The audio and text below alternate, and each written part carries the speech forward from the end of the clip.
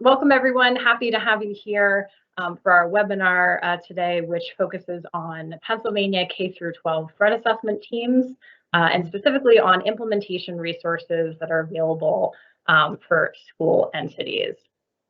My name is Sam Cook and I will be serving as your facilitator today, along with a few of my colleagues at the Pennsylvania Commission on Crime and Delinquency. I serve as a senior project manager in our executive director's office, and I'm joined today by Carol Kuntz, who's our program manager in the school safety division. We also have with us today two co-presenters, Simon Mallett, who's the head of risk consulting and operations for Risk and Strategic Management Corporation, or RSM, as well as Heather Massart, who is director of policy services at the Pennsylvania School Boards Association. So just a couple of housekeeping rules. I feel like we already covered some of our how technology can break, which these days feels like the new normal. So just a few housekeeping rules and some reminders. The webinar is being recorded, as I mentioned before. It will be posted on PCCD's threat assessment website as soon as it becomes available. We would encourage you to please check your audio settings to make sure that you're able to hear today's presentation. We cannot hear you, so you will be able to submit questions through our Q&A feature in the live event platform. That's the little icon with two question mark bubbles next to it. Questions that are submitted through that feature will be reviewed by our staff here at PCCD. Even though it won't be visible to all participants, rest assured that we are able to see that and are reviewing your questions. You can submit questions throughout the presentation. However, we are allotting 15 to 20 minutes at the end of this presentation to really go through any questions that we received and any others that might crop up. To the extent possible that we don't answer any questions, we will make sure to follow up with some information and resources for participants so that you can have the information you're looking for. And then last but not least, a copy of today's PowerPoint slides will also be posted on our website.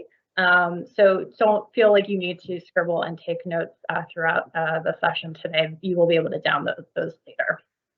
So moving towards the rest of our agenda, we'll be providing a brief overview of threat assessment, including some of the new requirements that were enacted through the Pennsylvania School Code that will take effect this upcoming school year, focused on establishing and operating school-based threat assessment teams.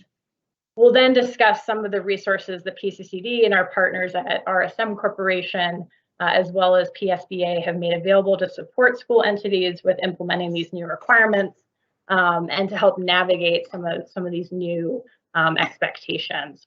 We'll include a review of some no-cost resources that are available through the Pennsylvania K-12 Threat Assessment Technical Assistance and Training Network, which launched earlier this spring, as well as a review of the resources that are developed by PSBA to aid school entities with documentation and other threat assessment requirements. And finally, as we noted before, we will be reserving about 15 or 20 minutes right at the end of the webinar to answer any questions that have been submitted by all of you through our Q&A feature. So with that roadmap in front of us, I'll go ahead and get started. All right, so first and foremost, just a quick overview of threat assessment. So what is threat assessment and what isn't it? So threat assessment is a multidisciplinary team of individuals who direct, manage, and document the threat assessment process.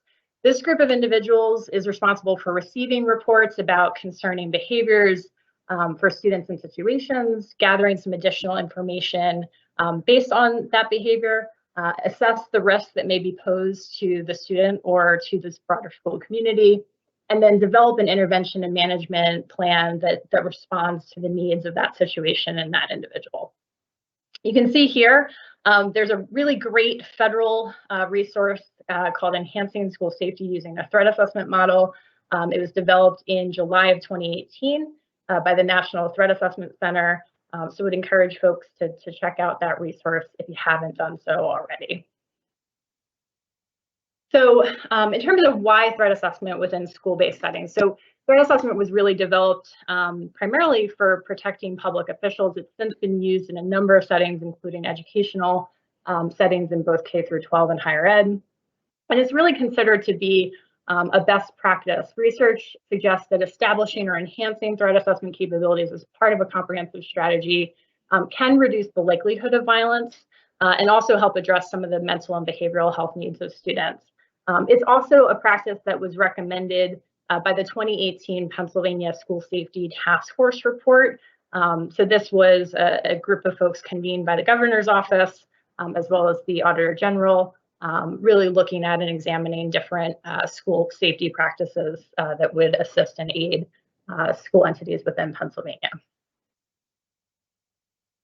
So we recognize that while threat assessment is a best practice, it's certainly just one piece of a broader puzzle. So we recognize, and the research says as well, that multidisciplinary threat assessment efforts really need to build on and complement existing programs and frameworks that school entities already have in place that focus on promoting safety and well-being and success of students. So these include, and some of these are Pennsylvania specific, others aren't, but they include the Student Assistance Program, or SAP, multi-tiered systems of support, positive behavior interventions and support, school climate initiatives, trauma-informed approaches, social emotional learning, and many others that aren't listed on this slide. So we've kind of covered the why threat assessment is a promising and best practice. The reason why we're all here today is that it's also a new requirement within state law. So in 2019, Governor Wolf signed what was then Senate Bill 144, which became Act 18 of 2019. That became law as part of a 2019-20 budget package. So among many other school safety related changes that went into effect through Act 18, there was an amendment that added Article 13E of the Pennsylvania Public School Code that established new responsibilities specifically for establishing threat assessment teams within Pennsylvania. And so with this new law, Pennsylvania joined a couple other states across the country, 10 in fact, that require the formation of threat assessment teams within K through 12 settings. So we're not alone in this effort. There are a number of other states that require similar things of their school entities. So what does the law actually mandate and sort of cover? So Article 13E first establishes what the role and responsibility of threat assessment teams are. So you can see there, this is actually the language pulled directly from statute.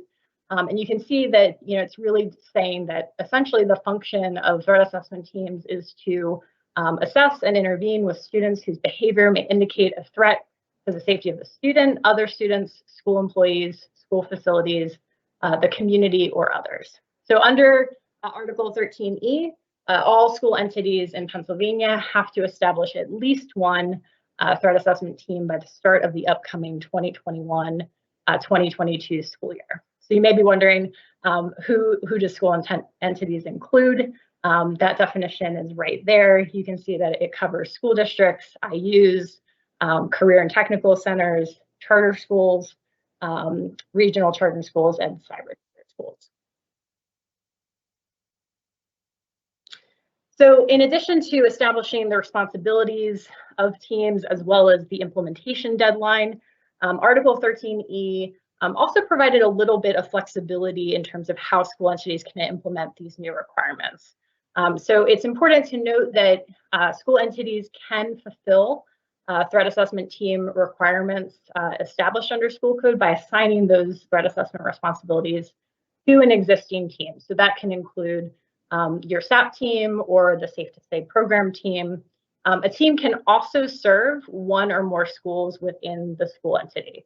So you'll want to think, if you haven't already, about what structure and which existing school-based teams may be able to help fulfill those responsibilities as you plan for next year. So we've already covered that schools can establish one or more teams and that they can utilize existing teams. Again, we think that's an important flexibility to emphasize. Certainly don't want to reinvent the wheel for your particular school entity or school community.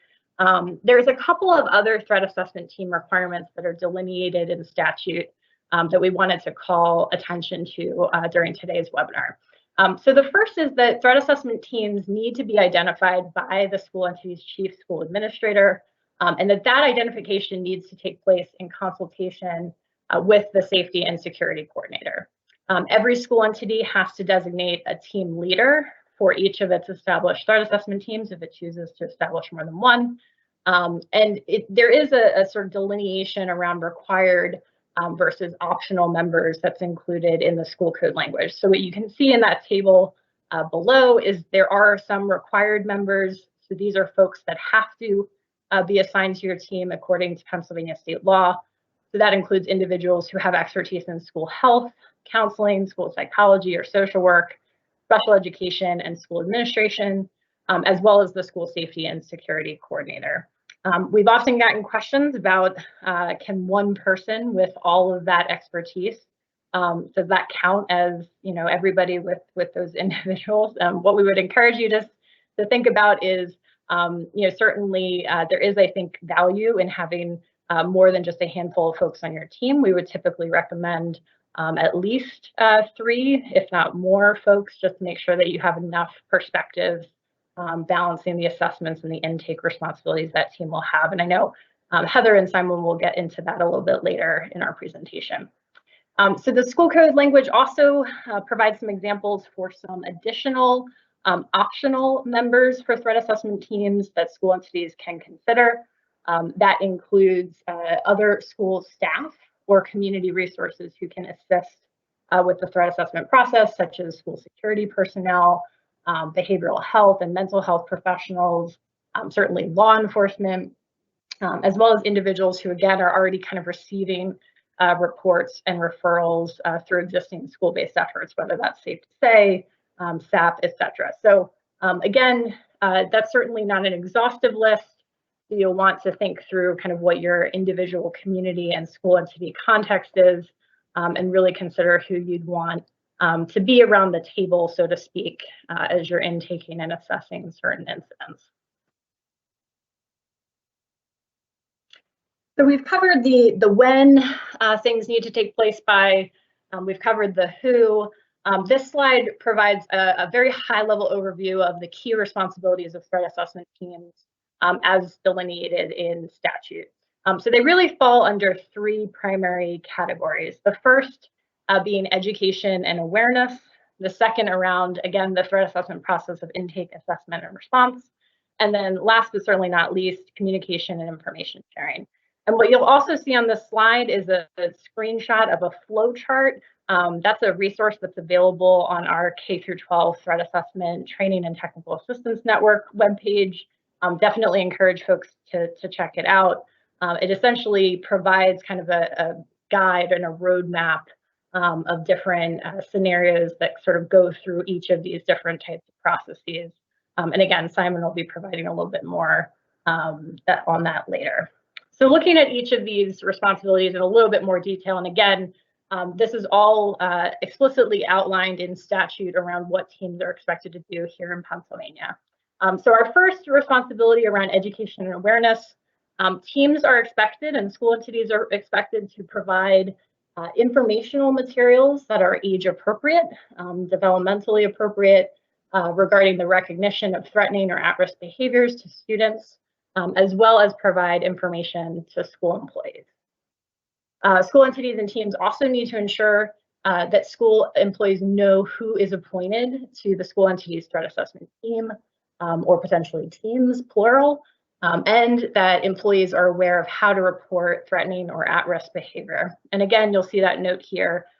This can include reporting through existing channels such as the Safe to Say program. So our second bucket is around intake, assessment, and response. So again, looking right at the language from Article 13E, threat assessment teams are responsible for assisting in assessing and responding to reports received through the Safe to Say program. They're also responsible for assessing and responding to reports of students exhibiting self-harm or suicide risk factors or warning signs, again, obviously in consultation with existing suicide prevention teams. They're also responsible for assessing, responding, and making appropriate determinations and referrals, as well as related notifications to designated individuals. So this can include Again, coordination with other school-based teams such as STAP or IEP teams, community-based partners as appropriate, and that can include anything ranging from a county agency to juvenile probation, etc. And then last but certainly not least, the team is responsible for ensuring that parents and guardians are notified when determinations and referrals are taking place. And typically this is going to be a responsibility that falls on your team leader and your school administrators. So the last responsibility area for teams is really centered around communication and information sharing. And I'm really excited to have Heather on the call today because I think she's one of the foremost experts in our Commonwealth on this area.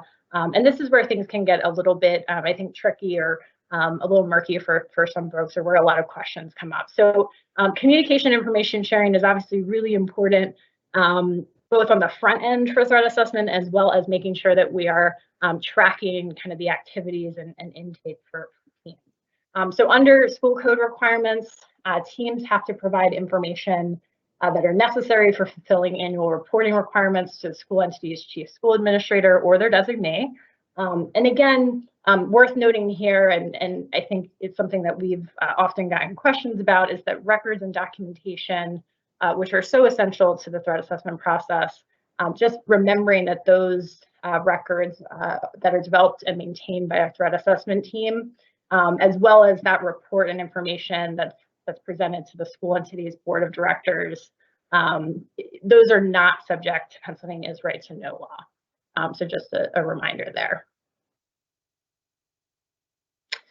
So in addition to the responsibilities of teams, Article 13E also provides a little bit around power and ability to access student information. So the law explicitly provides threat assessment teams with access to a number of different types of student information, again, to the extent that's necessary for fulfilling their responsibilities as a threat assessment team member, and obviously allowable by state and federal law.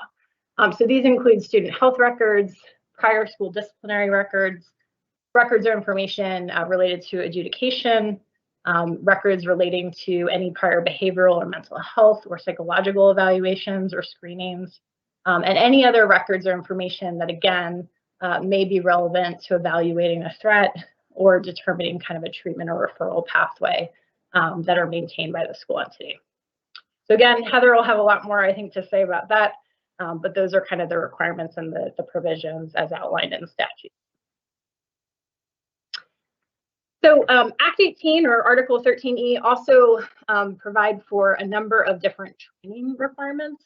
And Simon from RSM will be providing in just a couple minutes an overview of some of the training resources and opportunities that we've been able to provide at PCCD.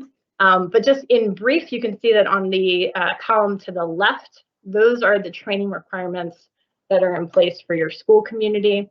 And the ones on the right are your training requirements that are specific to threat assessment team members.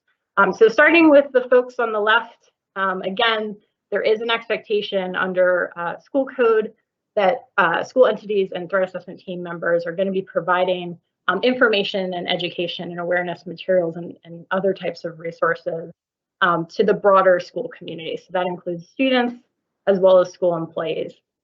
They also need to make sure that, again, folks know kind of who and where to report to.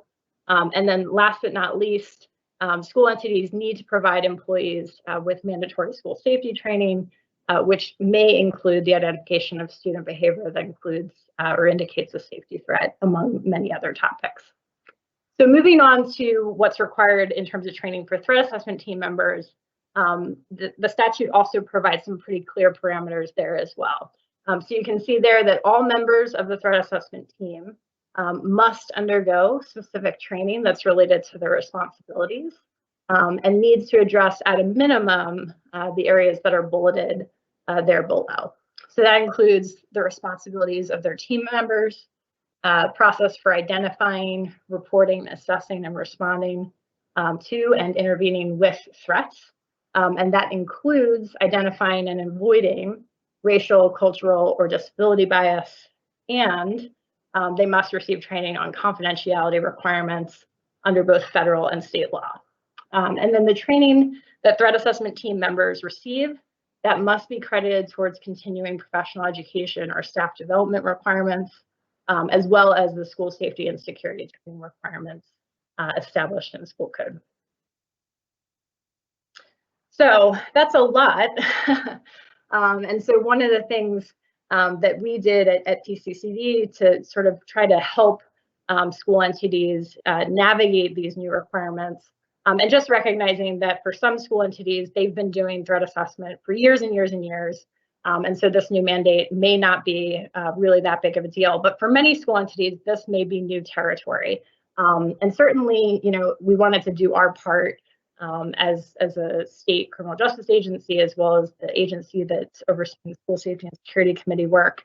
We wanted to be able to provide some assistance and support for school entities in implementing these new requirements. So we applied for and fortunately received a federal grant from the U.S. Department of Justice Bureau of Justice Assistance way back in 2019. And we received funding really to develop and offer comprehensive threat assessment team training and technical assistance to Pennsylvania schools at no cost. This online training, it actually launched in April of 2021. We have almost all of our modules up and running, which Simon will go over in just a minute or two. Schools can also make technical assistance requests through the network, accessing, you know, subject matter experts who are recognized nationally and in their fields at no cost. And so we encourage you to check out those resources, again, on our threat assessment webpage, as well as the network's webpage. Just a note, obviously, the requirements in school code, as well as our federal grant application, were all developed and designed in pre-COVID, the before time, so to speak. And so, you know, we tried our best to adjust and pivot. So we tried to make sure that online training was available. First, we had actually contemplated doing regional trainings throughout the 2020-2021 school year. That obviously did not occur for clear reasons. But as you'll hear from Simon with the next slide, we're really trying to make sure that school entities, regardless of their position in planning or implementation, are able to get the help and the resources and the training that they need, not only to meet the minimum requirements of the law, but also to meet the spirit of the law as well. So with that, I am pleased to turn things over to my colleague, Simon Mallett, who will be going over some of the network's training services and other resources. So Simon, you want to take it away? Great, thanks, Sam, and good afternoon, everybody. Pleased to meet you. Picking up where Sam left, so on the positive, so we had COVID, which then disrupted the program where we were intending to run the face-to-face sessions, which would then be augmented by an integrated online training program later on in the project.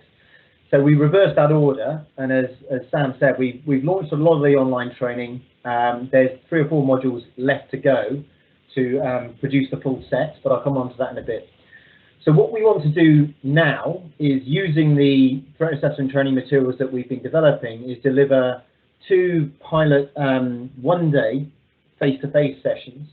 And we've got provisionally 9th and 16th of August in Harrisburg and Archbold, respectively. These will be delivered by 2 or 3, so a panel of 2 or 3 trainers. They'll be as interactive as humanly possible. We're expecting and hoping for a large attendance from those who want to kind of join us. So that will be at Patton East and IE19. And those will be to pilot the materials that we've developed, although we are very confident that they are aligned to the model policy and guidelines. They're aligned to national best practice, and that the materials are strong. So that would be our first intention, and then we are looking at running 8 to 10 further sessions, October through December, later in the year. I appreciate, of course, that by then the requirement for the threat assessment teams to be up and operating will be in place, because the school year will have started. But nevertheless, the online training program will have been in place. We'll run these 2 pilot courses, 9th and 16th of August, and then we will try and run, as I say, 8 to 10 regional sessions, ensuring we have statewide coverage by the end of this calendar year. We're also looking at trying to be as flexible and as blended as we can in the approach to getting our capacity building out there. So the training is one aspect of what the technical assistance and training network is designed to deliver. And I'll talk about the technical assistance in a bit. But to kind of bridge the gap between the training and the technical assistance, we think that it would be good to have Ask the Expert type panel sessions. So these will be, whether we run half a dozen or they prove incredibly popular and we need to run more, we will kind of respond to demand. But this would enable people who, as they're beginning to operationalize their teams, if they are early stage threat assessment teams, or for those who have already had an established threat assessment process in place for a number of years, as they're kind of running into new obstacles, it'll provide a forum and an interactive forum where we can put the questions that threat assessment teams have to a panel of 5, 6 acknowledged experts in their field, and, if you like, definitive kind of executive decision makers, and say it would be like this, it would be like that, or this is our recommendation. And in that way, hopefully sharing some good practice and some lessons learned between threat assessment teams across the state. So dates for those we'll announce in due course. We ran a training scheduling survey fairly recently, and thank you very much for those of you who responded. And it seems though we've got a good appetite to run those Ask the Expert sessions. So between Sam and myself, we'll get dates out for those in due course. And they will be fairly short and sharp sessions. People could provide questions by written procedure as well. So we can have questions in advance if they're maybe more complex and require a degree of research. So we'll keep those as flexible as possible. Sam, because I'm remote, can you go to the next slide, please? Yep, next slide. Go ahead, Simon. 3,000 miles of delay. Okay, so carrying on then with the network's training services, a large part of what we're currently involved in is this comprehensive online training program. We've already had nearly 450 people individually register on the training site. We've had something like 20,000 plus minutes alone of the online training delivered across the learners. So that's great, and it's really relatively early stage at the moment. We've got 3 or 4 modules left to post and get up there until the full integrated program is there, but it is very much live. It is using very much the same material which we intend to use in the one-day face-to-face sessions. It is also, and I guess it's important to know, because this has caused some confusion with people accessing the training, is it's designed to be a train-the-trainer approach. Because when we were developing the project, when Sam was developing the project, we were looking at how do we kind of create some kind of long-term sustainability without a reliance continually on an external training provider and everything else. And train-the-trainer seemed to be the best way of achieving that. So the materials are written as if the person who is accessing the materials is going to be a trainer. Now that's not to say that anyone can't engage with the material, because actually the materials are very detailed. They've got lots and lots of background about the rationale for a behavioural threat assessment and management approach, the technicalities of operationalising and everything else. So 95% of it is just good practice in threat assessment and management. And the 5%, which is then saying at this stage you would ask participants to do this, is just there really because what we would like to achieve is that school entities are able to kind of cascade their own training, deliver their own training, and maintain the capability in a sustainable way. That's the purpose of the materials as they currently are. So all of the online materials are available on the K-12 Technical Assistance and Training Network site, and there's dedicated training pages in there. On those training pages, there's also all of the materials are available in analog as well. So you'll see on the right-hand side of the slide the process flowchart that Sam referred to earlier. this is the modeled process which we developed and which iterates throughout all of the training materials. So the language used in that process flowchart is reflected in all of the training material as well. And various of the online training videos will select portions of that process flowchart and walk people through the various steps in them. So a hard copy of that is available on the site, as is the hard copy, well, soft copy, which you can print, make it a hard copy of the handbook, which is very, very detailed. It's got a lot more information in there than would be available in a standard, if you like, presenter's pack. And then there's the PowerPoint presentation, which is the modeled PowerPoint presentation. It's fully editable. But what we would recommend is that if, and we accept that clearly local context will drive changes to an adaptation to the materials. But what we're interested in seeing is that the materials remain true to the spirit and the broad scope of what they contain. The specific details, clearly, contextual nuance and everything else is going to force change. But the overall process and the overall scope of what is covered within the material should remain true, because it is recognised best practice. Okay, Sam, can you go to the next slide?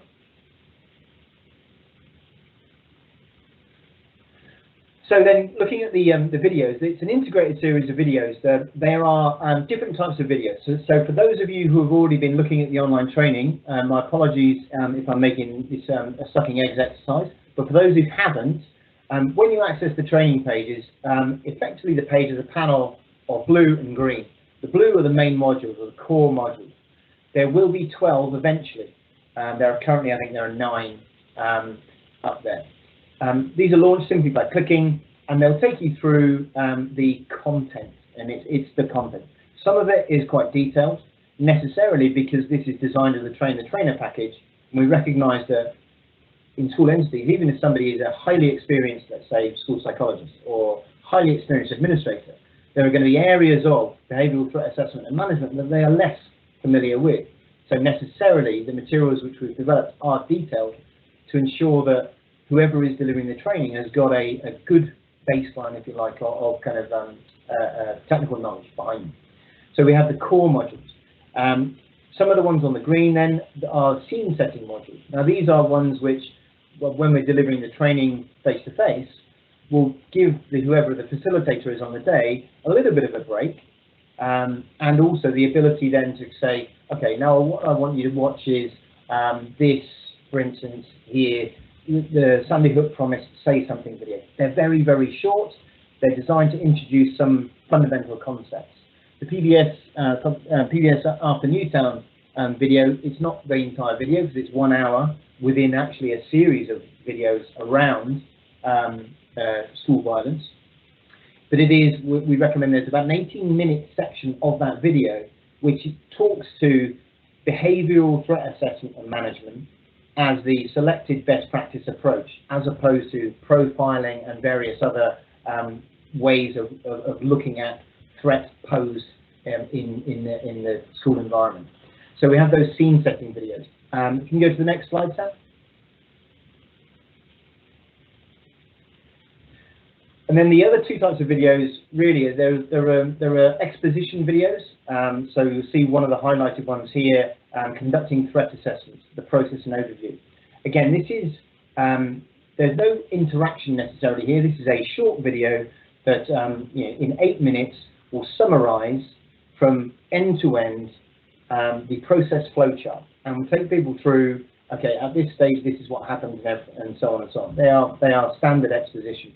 There are other exposition videos as well, the principles of threat assessment, which really looks at how we use the STEP framework, subject, target, environment, and precipitating factors, or precipitating events, to framework the way that we would look at risk for violence, or the level of concern presented by a person or a situation.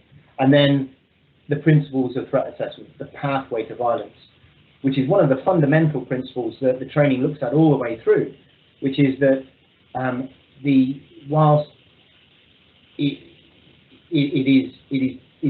a difficult kind of subject area to deal with sometimes, very confronting, one of the things that the research absolutely tells us is that in almost all cases, those who ultimately were averted from an act of intended violence, or those who carried out an act of intended violence, they were on a discernible pathway. Somebody knew, somebody was aware of a concerning communication or behaviour that marked them out as being on the pathway to violence. Now, that may have only been available in retrospect, but nevertheless, there was a discernible pathway. So those 3 videos there, those exposition videos, look at some of the really fundamental components of behavioural threat assessment and management.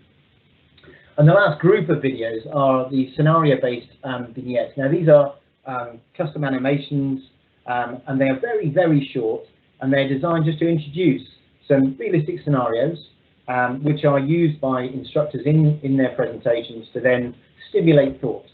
And these iterate throughout the training. So some of those videos actually split across 4 different parts, and they pick up where the last one left off and they carry on. And they're all based on realistic scenarios developed with our subject matter experts, based on our work in Virginia and then in Pennsylvania.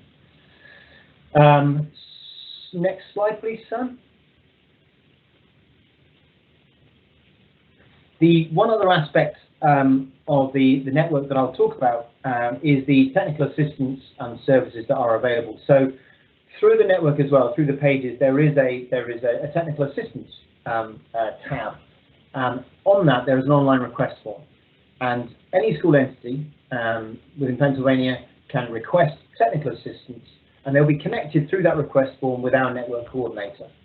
That network coordinator will triage the request and connect the requester with one of our subject matter experts, and it will, but the range of technical assistance that we can offer is necessarily limited. So we can assist with things, advice and guidance, good practice processes. So this could involve case management strategies, which are applied generally. It could involve an ongoing case, although as I'll look at when we look at what we cannot provide technical assistance in relation to, we have to be quite careful about that. Another aspect of the technical assistance may be to work through a series of realistic scenario-based examples to help operationalize some of the new learning that the school entity threat assessment team may have, to deal with particular issues they may have, or just to drill some of these processes, because when they are new and unfamiliar to a number of the members on the team, even kind of ordering the mindset around, okay, so we need to do the intake, we need to do the initial inquiry, then the triage, and so on and so on. That alone can give people comfort when they realise that actually there is a structure and a process to this, and there is a handrail that we can kind of use. Sam, can you go to the next slide? And then finally, I guess not a negative note, it's a necessary note. Things that the Technical Assistance Network can't assist with, clearly, the provision of legal advice. That will remain the job of the school entity's counsel, solicitor. We cannot clearly make decisions on behalf of the school entity, although some of the questioning, maybe from a technical assistance requester, may be edging towards requesting that we do make a decision. We can only provide, obviously, through the Technical Assistance Network, advice and guidance, but ultimately the final decision must rest, as you'd understand, with the school entity. If it is time critical and it is associated with critical or an imminent threat to life, serious physical or psychological harm, the Technical Assistance Network is not going to be responsive enough to assist with that. And in any case, local protocols and crisis response would dictate that that's either going to require notification and intervention with law enforcement, child protective services, or whatever it is that your crisis response or EOP says that it is. But the network is not going to be able to assist with that. And also, we would not be able to receive, review sensitive records or similar information. So one of the things, well, actually one of the subjects the training deals with is information sharing, what is permitted, what is not permitted, and things like that. And I guess one of the ways of looking at, well, what could the technical assistance team assist me with would be understanding, well, what could we, in law, share between ourselves in dealing with a threat assessment case, because in many cases it would be exactly the same. So governing that would necessarily be things like FERPA and in limited context HIPAA as well. So next slide, please. And I think this is actually over to Heather. So Sam, unless you've got something for me, if I go back on mute, is that okay with you? Yes, that works. I think the only thing that I just wanted to highlight, Simon, I think it was on one of your slides, but we did get a question about continuing education credit and just the process for getting sort of that credit and sort of a certificate of completion. Can you maybe provide a quick overview of just what that looks like module by module? So the way that the continuing professional education would be gained through this would be completion of all 12 modules would then represent a block of training which would be permitted to be submitted for CPE. So once at the end of each module, once you get to the very end, a pop-up form arrives, and you need to complete name and email address and then submit that form. That form submission tags your unique user ID within the system as having completed that module. Once you've done all 12 and completed those and submitted those forms, we then recognize that and we're able to send back to you a certificate that says have completed, and it will be kind of co-branded with the PCCD and the training threat assessment training and technical assistance network and everything else, has completed 12 modules of PCCD model procedures and guidelines aligned best practice training on threat assessment, etc., etc. And then that would then be submitted through your standard CPE pathways, and that would be standard. Do you want to add anything else to that? It would be on the completion of the 12 modules, and we would send you, so you would get from our network coordinator a certificate that says, great, you've done all of this, and then it is eligible for CPE. Yep, no, I think that covers it, Simon. The only thing I'll just add is that I know for administrators, the process is a little bit different. And so we are working with PDE. We're in the process of gaining approval to be a provider, an approved provider. So so you would just, again, submit the sort of course completion certificate that Simon's referencing, through that process. And we would hopefully, fingers crossed, be approved in the next couple of weeks. So that's how that'll go. I think that covers it, Simon, if you want to mute back again. And I will just again remind folks that this flowchart exists and is a resource that you can download along with any modules and other resources that Simon has talked about. I put a link both to our threat assessment webpage as well as directly to the network's webpage so that you can check that out. But really encourage folks to take a look at this flowchart specifically. We did design it really taking into account not just the Act 18 and Article 13E requirements related to threat assessment, but also other Pennsylvania specific requirements and practices as well. So with that, I'm going to turn things over to Heather Massart from PSCA, who's going to round out our webinar today with a couple of resources and just the best practices around documentation. So Heather, you want to take it away? Great. Thank you so much, Sam, and thank you, Simon. Well, I say they get the more exciting parts of this presentation, and I am going to round it out with everyone's least favorite piece, which is the documentation. But of course, this is the piece that usually saves us when it comes to things like audits or if there's some sort of question about actions that we've taken later. So documentation is a really important piece. That flow chart that Sam and Simon's teams developed is really your boots boots on the ground document that's going to be a great resource for your threat assessment team as they're going through the day-to-day processes. But there are some other documents that we need to talk about. One of those things is that school code requires that the chief school administrator or designee establish procedures for implementation of the threat assessment requirements. So those could be a board level policy, an administrative regulation or guidelines, or just internal documented procedures, or it could be a combination of those things. That's really a local decision. The statute states that they have to establish procedures for implementation.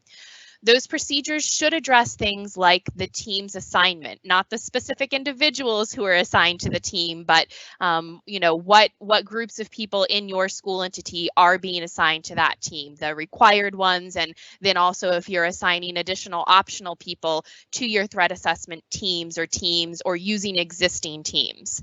The documentation should address the training that is being provided to that threat assessment team, and also state that you're providing those informational materials to students, staff, and parents and guardians. And then also just give an overview of the steps in the threat assessment process that your team is going to be using, as well as those critical elements of confidentiality and reporting and information sharing. What are those requirements? So the Model K-12 threat assessment procedures and guidelines provided by PCCD are an excellent base for developing your local procedures. They're really a great resource. The Pennsylvania School Board Association has also developed a board level policy guide and multiple administrative regulations for those who are in our policy and administrative regulation services. So for those of you who are school districts and get our policies, those did go out this morning. So those should be fresh in your inbox, hopefully, and typically those are sent out to the board secretary and the chief school administrator and then accessed through your web-based policy system. So the CTC, the IU, and the charter versions for those who subscribe to those services, they will be coming out in the next few days. Stay tuned, they are coming specific to your school entities. The new policy, the board level policy that we developed is 236.1 threat assessment. And it's a little bit more procedural than a lot of our policy guides, but we wanted to make sure we really included all of those important compliance requirements. So it's certainly up to each school entity to review and revise that as necessary. Make sure that it reflects your threat assessment process, work with your school solicitor, pull out some of the procedural language and put that in administrative regulations if that's better for you. We also developed 3 specific administrative regulations that are really designed to be tools for the threat assessment team. So there's a threat assessment intake form, an assessment checklist, and then a sample individualized management plan and reentry process. And all of those were developed to mirror the Model K-12 procedures and guidelines from PCCD and the training resources available through the Training and Technical Assistance Network. But of course, you're going to review and revise those locally to match your process. Can you jump to the next slide, please, Sam? And as Sam talked about earlier, threat assessment really overlaps many other areas that we already have in place, addressing student supports, student behavior, and our student needs. So school entities are going to need to take a look at other documentation and determine where additional information regarding threat assessment might need to be placed. So things like your code of student conduct, of course, your student and staff handbooks are probably going to need some updates. Looking at your student records plan, you're probably going to need to add things like where and how long are we keeping this threat assessment documentation. And while we're on the subject of that student records plan, as Sam alluded to, there's a lot of considerations to have around confidentiality. And the focus in the threat assessment process is really on records maintained by the school entity and then requesting records from other outside entities as appropriate. But of course, it is going to be the responsibility of that threat assessment team to maintain things in accordance with your student records plan, to maintain confidentiality in accordance with FERPA, in accordance with IDEA if it's a special education student, and also all of those other behavioral health requirements for some of your behavioral health staff that have requirements under things like the 42 CFR Part 2 federal regulations related to drug and alcohol confidentiality. So you really want to work with your threat assessment team as you do update any documentation in your student records plan. They're the ones who know what their own specific confidentiality requirements are based on state and federal law, and that will be an important piece of updating documentation as well. Of course, your website, your staff training, that annual notifications list, what we call the back to school list, as you're getting ready to send kids all of that information at the start of the next school year. Think about those informational items and the reporting information that you're going to provide to students, that age appropriate notifications, and getting that in that back to school list. And you may have to review your collective bargaining agreement if that's applicable. Talk to your solicitor. Consider if there's any implications for your collective bargaining agreement based on the makeup and assignment of your threat assessment team. Next slide, please, Sam. And then finally, also look at all of those other board policies, those internal documents, those procedures and administrative regulations. There are a lot of areas that do exist already that overlap with this threat assessment process. For example, policies on weapons, terroristic threats, your hazing and bullying processes, your suicide awareness and prevention policy and procedures. Those can overlap the threat assessment process when a student's behavior under one of those policies may indicate a threat to the safety of the student, other students, staff, facilities, or the school community. So you do need to look at those and determine if modifications may need to be made to some of those policies or procedures to trigger the threat assessment process in some of those areas. For those in our PSBA policy service, the list that you see on your screen is all of the policies and administrative regulations that we also updated related to threat assessment. Those are also available through that PNN, that policy update that we sent out, and you may have others locally. So that's hopefully just a snapshot of what you want to think about and consider as you're looking at documentation. And Sam, I'm going to kick it back to you to see what questions we can answer for people. Thank you so much, Heather. So I am taking a look at the questions that came in. I don't believe we'll be able to get to all of them, but I'm going to try to prioritize in terms of some common questions that we've gotten. A couple folks have asked about Act 45 and continuing ed credit. Again, as Simon mentioned, that's going to be something that if you're doing the online training at the end of all of your 12 course completions, you'll be able to get confirmation via email. And we are in the process again of seeking PDE approval to be an approved provider so that Act 45 credit can be offered, et cetera, et cetera. So no worries on that front. We'll make sure that folks are able to access the credit that they deserve for completing the course modules. We also got a question about whether or not an IU needs to have a threat assessment team if their districts have a team. And then for districts that have an existing team, what role the IU team will play. So I'm thinking I can probably cover some of that. So intermediate units are defined as a school entity. And so under school code requirements, that would mean that IUs themselves would need to have a threat assessment team established. And Heather, I'm gonna put you on the spot real quick and see if you had any thoughts about kind of just generally the role that IUs and districts might play together in sort of thinking through and navigating some of these requirements.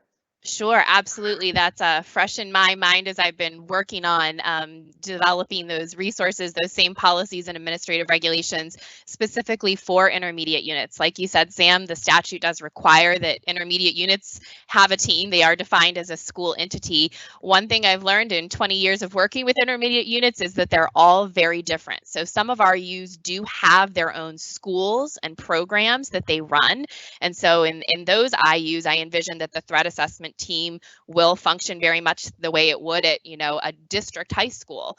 In other IUs, for the most part, your programs are run through your participating school districts. And so really it's going to be about coordinating. As I've drafted policy language for IUs, it's really intended to have, an IU threat assessment team that works in coordination with the student's school district of residence or the participating school district where that program is housed.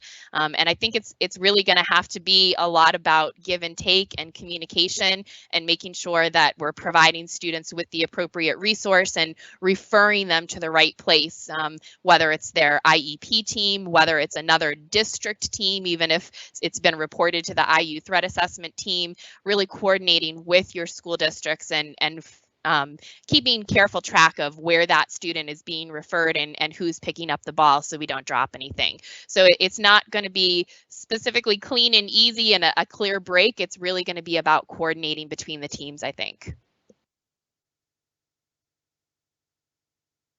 Thanks, Heather. Simon, I'm going to toss the next couple of questions your way.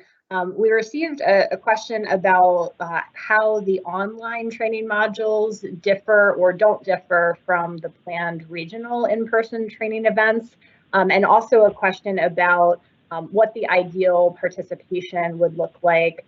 So should school districts or school entities send teams to those in-person trainings, just one person? So Simon, can you maybe talk about both of those areas really quickly?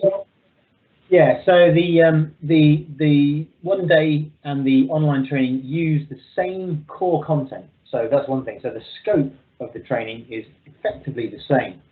The 1 day training though, because it permits participation, and actually this training is structured to provide as much kind of participative discussion type work as possible, is far more interactive as you would expect.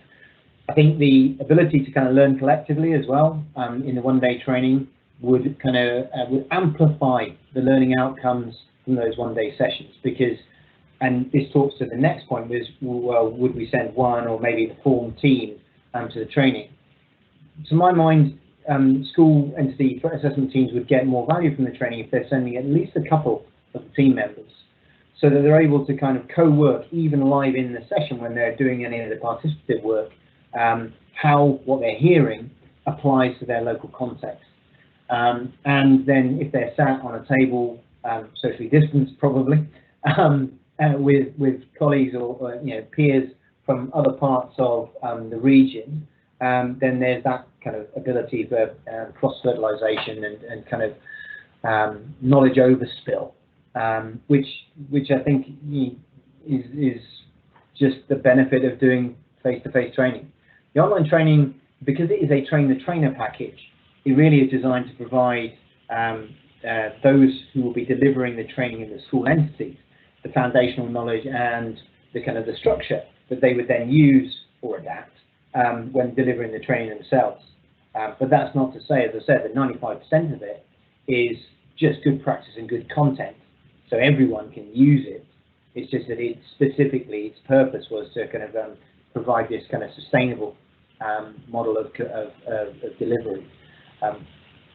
Long way around, the online, the face-to-face is going to be nice and participative, and the ability for, if more than one member of a team can go there, the ability to kind of gain more, I think, is quite significant.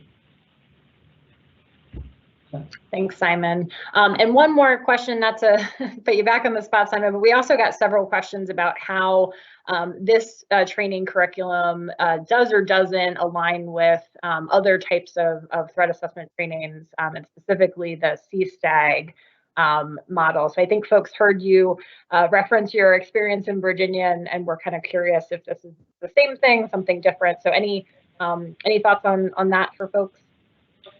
So, and I'm sure Dewey Cornell would hate me for saying there's nothing new under the sun, but the CSTAG is great training. But in terms of its basic scope, because it uses a behavioural threat assessment and management approach, which culminates in an individualised management plan, which has effectively the same approach to intake and triage, because it's just good practice. So the scope of what is contained within the training is basically similar. Some of the language differs, but that's just the way it is. I wouldn't say they are particularly dissimilar in terms of the scope and the learning outcomes that come from them.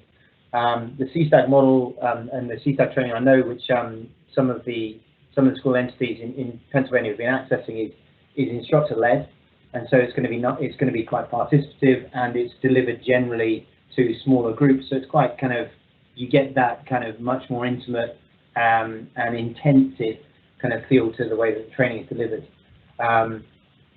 This project is not able to do that. We're not able to, kind of deliver, scores or hundreds of individualized sessions statewide.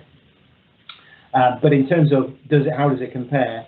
Very similarly in terms of the scope and the outcomes of what the training is designed to do. And yeah, we do have a lot of experience of working in Virginia, and in fact, the training which we developed in Virginia is now rolled out by TCCD's equivalent, so the Virginia Department of Criminal Justice Services. They now roll out to all K-12 threat assessment teams training that we developed over there, even though obviously they've got Virginia Tech down the road and others who have an interest in providing threat assessment training. So I would say it holds up very well against our commercial competitors. Back to you. Thanks, Simon. All right, and I am going to say this will probably be our last question because I do want to be respectful of both our presenters' time as well as our participants, and our thanks and appreciation to everyone for hanging in there with our tech difficulties at the beginning. But Heather, we did get a question about whether student handbooks and other policies, do those need to be updated ahead of the start of the school year, so August, or can districts work throughout the year to update them? So any thoughts on kind of the timing of when those updates would need to take place? Sure, that's a great question. We get that frequently. The statute does not say anything specifically about handbooks and policies other than you have to have procedures and you have to have your threat assessment team in place for the start of the 2021-2022 school year. So we know documentation takes time to update. My rule of thumb has always been, do your very best to comply with the law, which is to get the team in place, make sure you're starting that threat assessment process, and then get the documentation updated as soon as you can. A key part of that is informing students and parents, guardians, and certainly staff about the team and the reporting processes. It doesn't mean it has to be printed in that handbook from day one, I don't think. I think if you have other ways that you're getting that information to your students and parents, if it's a flyer, if it's information posted on the website, if it's presentations at the start of the school year to your students, there are a lot of other ways to get that information in their hands quickly. It's just one of those things that you want to keep on your list of, oh yeah, when we update the handbook, this needs to go in there too. So I don't think anyone's going to be, tragically upset if it's not in the handbook from day one, but it can also be something as simple as we're initiating new threat assessment requirements in accordance with law, see here on the district website. So if there are little ways that you can get little updates out there as soon as possible so that people are aware, I think that's great. All right, wonderful. Thank you so much, Heather. So with that, I will note we obviously got a lot of questions that we weren't able to address, and some of them seem to be very sort of school entity specific. So I'm going to ask my colleague Carol to just pop in the Q&A announcement section a link to our school safety resource account email address. That will be an area where we can certainly follow up with everyone. If you have any specific questions or you want to learn more, please don't hesitate to contact our team there, and we can make sure to get you the information that you need.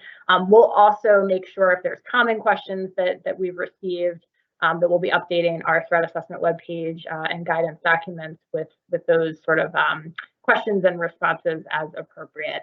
Before we officially wrap up, I did want to highlight, and again, you'll be able to click through these links that are on the slides right now when we publish our PowerPoint deck on our website. But our threat assessment webpage does include a number of really valuable and helpful resources. There's model K-12 threat assessment procedures and guidelines, which Simon and Heather both referenced. We developed those pursuant to the requirements in school code, and they were approved by our School Safety and Security Committee way back in December of 2019. So we developed those in consultation with state and local partners. And so we hope that it's a valuable resource as you kind of think through setting up your own structures and this sort of new requirement. We also have guidance on communication and information sharing, as well as confidentiality. So a lot of the issues that Heather referenced, so we'd encourage folks to check that out. That will continue to be updated as we move forward. And then we also have some sample template PowerPoint presentations that you can modify for your school entity around educating the broader school community, students, staff, and parents. And then last but not least, we know that this work certainly takes a lot of time and resources, and funding is always helpful for that.